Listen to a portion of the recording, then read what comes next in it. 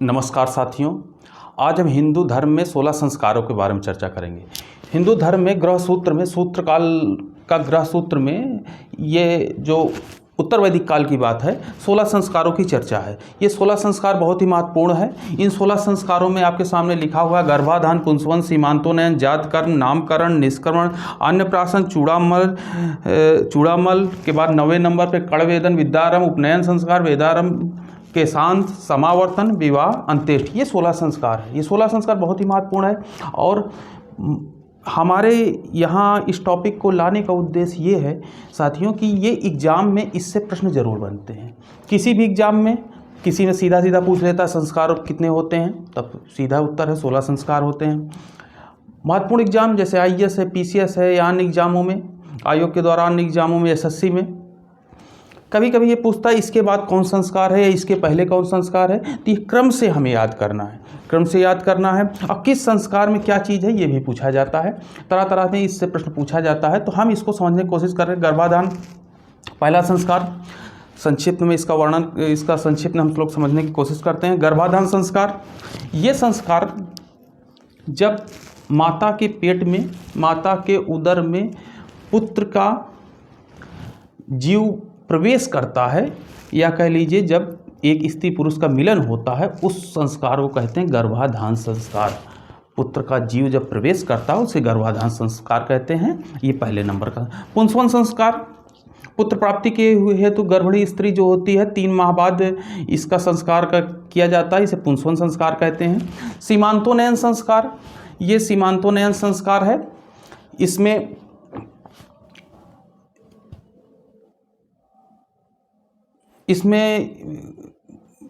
भूत प्रेत से बचाने के लिए, भूत प्रेत या अन्य चीज़ों से बचाने के लिए गर्भिणी स्त्री के में ये संस्कार किया जाता है, तो इसे सीमांतोन्नयन संस्कार कहा जाता है। जातकर्म संस्कार, जातकर्म पुत्र देखिए यहाँ पुत्र शब्द बार बार हम लोग उच्चारण कर रहे हैं। पुत्र शब्द का आशय है कि होने वाला बच्चा, खासकर चूँकि हमारा उत्तर वैदिक काल में एक तरह कहा जाए पुरुष प्रधान समाज था, इसलिए उन्हीं के ऊपर संस्कार होते थे, उन्हीं के ऊपर संस्कार तो महिलाओं पे होते, लेकिन ज़्यादातर पुत्र या कह लीजिए बालक वर्ग के ऊपर किया जाता था।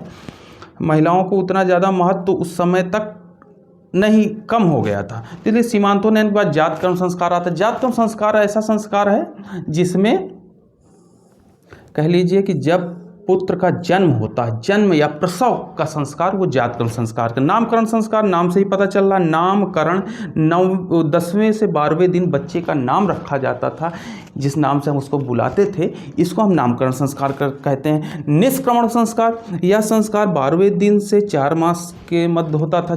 4 मास तक बच्चे को बाहर निकाला जाता, घर की डेहरी होती है, घर का दरवाजे से बाहर निकाला जाता। आज भी ये संस्कार होते हैं। हमारे ग्रामीण महिलाएं जो है वो इस संस्कार को जानती हैं, नामकरण है, निष्क्रमण है।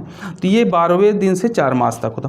अन्नप्राशन संस्कार, अन्न को बच्चे को पहली बार खिलाया जाता था, तो उसे बाकायदे एक संस्कार में इसे शामिल किया था। तो ये 6वें माह, आज भी 6वें माह के बाद बच्चे को अन्न खिलाया जाता था, वैसे उस समय था ये अन्न को खिलाने का एक संस्कार था, जिसे अन्नप्राशन संस्कार कहते हैं।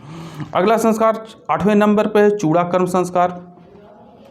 इसमें बच्चे का बाल बनता है, बाल को बनाया जाता है, इसलिए इसको चूड़ा कर्म संस्कार कहते हैं। ये 1 या 3 वर्ष में होता है। कर्णवेधन संस्कार, कानों को छेदने का संस्कार होता है। 9वें नंबर पर कर्णवेधन संस्कार, ये पहले, तीसरे या 5वें वर्ष होता है, इसलिए इसको कर्णवेधन। विद्यारंभ संस्कार, 5वें वर्ष से विद्या का प्रारंभ कराने के लिए संस्कार होता है। उसकी बाकायदे जो है इसमें हवन वगैरह होता है, आज भी होता है ये संस्कार। कुछ संस्कार जो हम लोग आज भी देखते हैं कुछ परिवारों में, जो धार्मिक परिवार हैं, वहाँ आज भी ये संस्कार होते हैं। विद्यारंभ संस्कार 5वें। और उपनयन संस्कार, इस संस्कार को द्विज के बाद द्विज कहा जाता था। इसमें जो है जनेऊ का धारण किया जाता था।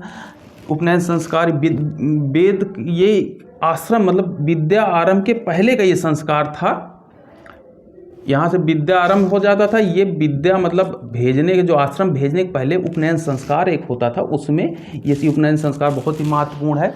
इसमें केवल द्विज लोगों का ही होता था, ये ब्राह्मण क्षत्रिय वैश्य का ही होता था, शूद्रों का ये संस्कार नहीं होता था। इसके बाद इसको जनेऊ पहनाया जाता था, इसलिए ये संस्कार अति महत्वपूर्ण संस्कार है। अगला संस्कार है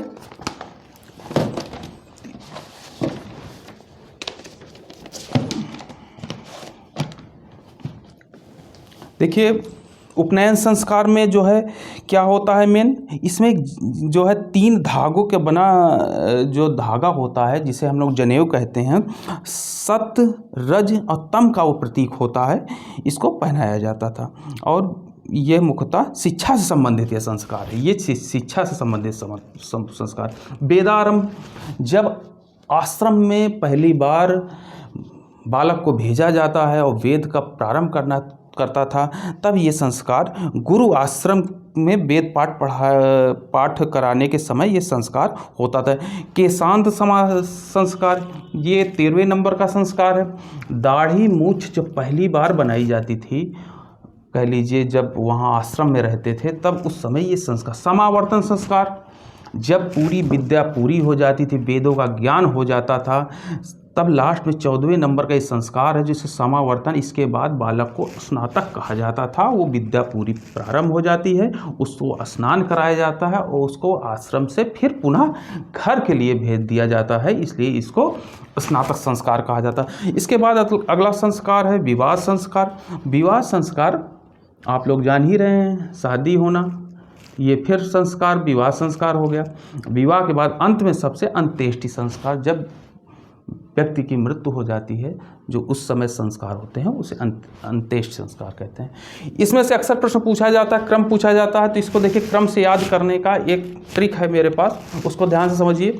सभी का प्रथम अक्षर ले लीजिए, बनता है गपुंसी, जनानी, अचूक, विवेके, सभी। सभी के प्रश्न प्रथम अक्षर हमने लिया है पूरे 16वें के, गपुंसी, जनानी, अचूक, विवेके, सभी। ग से गर्भाधान, सभी का पहला अक्षर है, आप देख लीजिएगा।